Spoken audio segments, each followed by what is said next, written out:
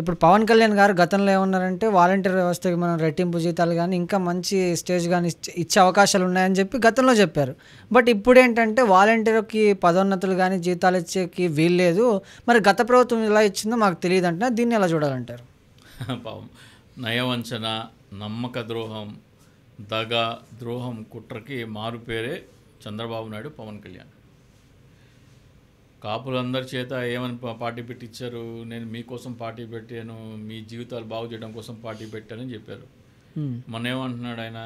నేను ఎప్పుడో చెప్పాను, ఈ పార్టీ పవన్ కళ్యాణ్ది కాదు, చంద్రబాబు నాయుడుకి బినామీలాగా వ్యవహరిస్తున్నాడు. ఆయన వ్యవహార శైలి చూస్తే పవన్ కళ్యాణ్ పార్టీలాగా కనబడట్లేదు, చంద్రబాబు నాయుడు అడుగులకి మడుగులొత్తిలాగా కనబడుతుంది. పార్టీ ఆయనది కాదని నేను ఎప్పుడో చెప్పాను. అంటే ఆయన బిహేవియర్ చూస్తే అట్లా కనబడుతుంది. సో మొన్న ఏమన్నాడు? నేను 2014 నుంచి నేను చంద్రబాబు నాయుడు గారికి సపోర్ట్ చేయడానికి కారణం ఏంటంటే నాకు అంత బలం లేదన్నాడు. ఆయనే ఒప్పుకుంటున్నాడు, నేను చంద్రబాబు నాయుడు సపోర్ట్ చేయడానికే వచ్చానని. సో ఆయన ఏమని చెప్పి ఓట్లు వేయించుకున్నాడో దానికోసం పార్టీ పెట్టలేదు ఆయన, చంద్రబాబు నాయుడు గారి కోసమే పార్టీ పెట్టాడు ఆయన.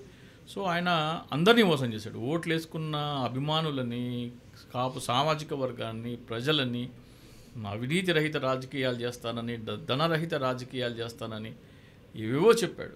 అన్నీ మోసం, దగా, కుట్ర.